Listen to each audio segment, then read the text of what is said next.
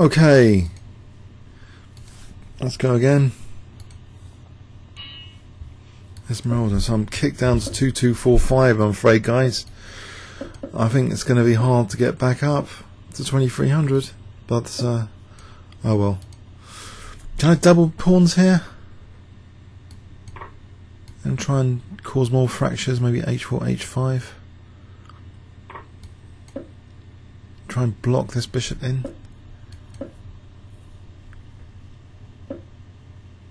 Okay. Try and exchange off the light square bishops and secure the f5 square. So something like knight g3 and try and seal this bishop in.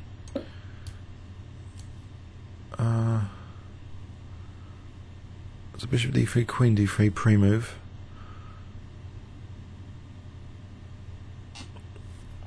So d5 here.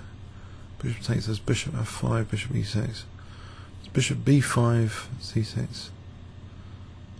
Actually, I can just play d5 here. Hang on. Oh, it's bishop c3 takes. Then bishop d5.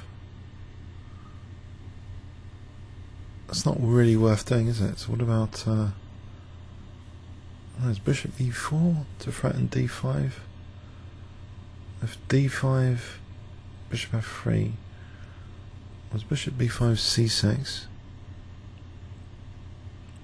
Actually, in that line, bishop f5 or knight f5 looks dangerous anyway, so I'm going to do that. I'll sack the pawn. Strategically, it looks dangerous. The end point of this forcing sequence, bishop c3, bc, bishop d5, it looks strategically as though knight f5 looks dangerous for the king here. Or bishop f5 looks good. Bishop e6. Say queen d4 there. Dark squares are all weakened. So queen d4, for example. Now if rook f8,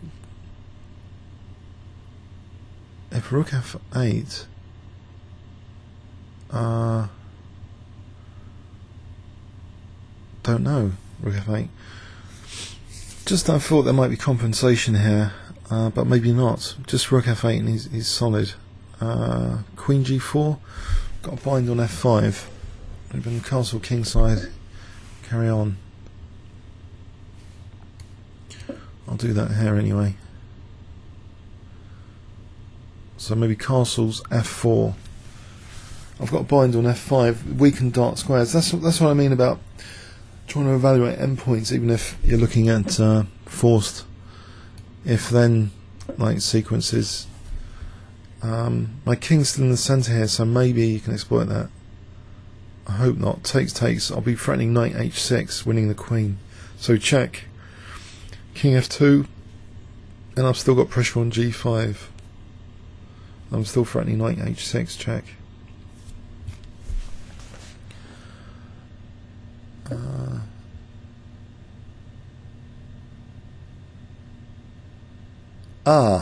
So takes bishop f5.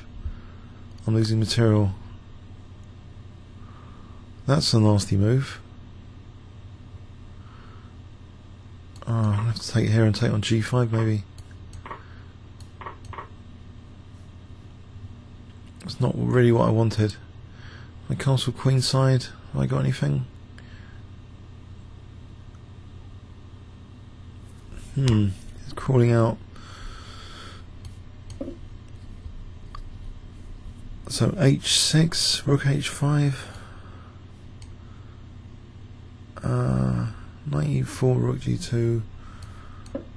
Well, h6 looks as though it's going to be useful.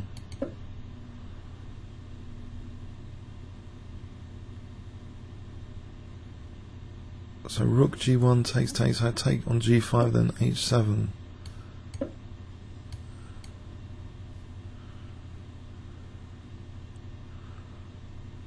That's knight e3.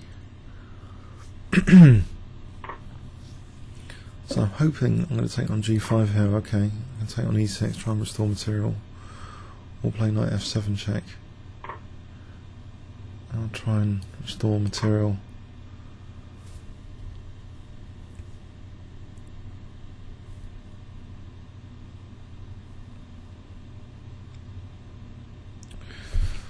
I'm just a pawn down, rook and knight ending, double pawns, miserable.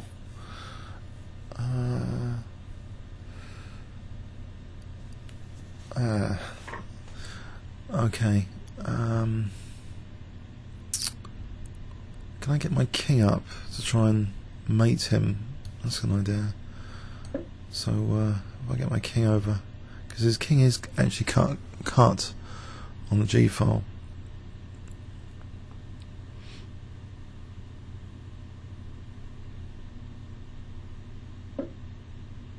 There's no lethal checks here yet. Oh, there's knight c5 if he wants to simplify it, but his king's still cut off, so my king could take a walk here, maybe to d5 to c6.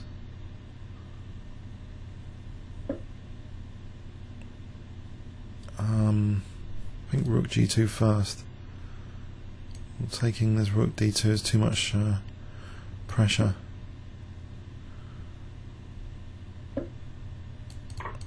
Okay, so I get my pawn to c4. So his king's cut off. Interesting ending. Whereas king is cut off. My pawn is now protected by the rook. Am I going into a weird mating net with b6? I hope not. If not, then I don't know. How does my king make any progress here? Rook g7 now. It's giving me rook g7. I think I've got the passed c pawn. So rook g7, but he goes for my a2 pawn. I take on c7, I take on b7. I think I favour my chances, even though I'm material down. I favour it because I can cut his king off with, say, rook e7 soon. Oh, I don't favour my chances anymore. One move changes the picture.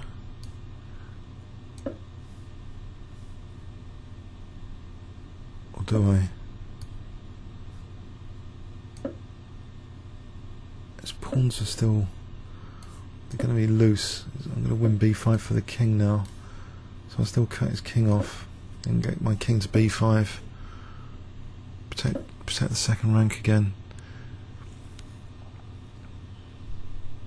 I'm getting king a4 to b5. That'd be cool. It's not letting me do that. So a4 and rook b2. What about rook b2 as a test? So he plays rook d6.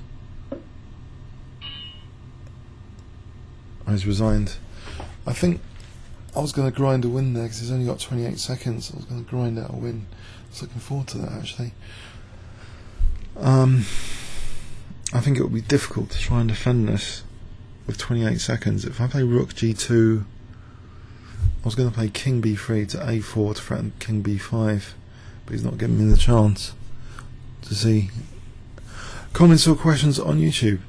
I mean, he's short of time anyway. I mean, he's very, very short of time. Thanks very much.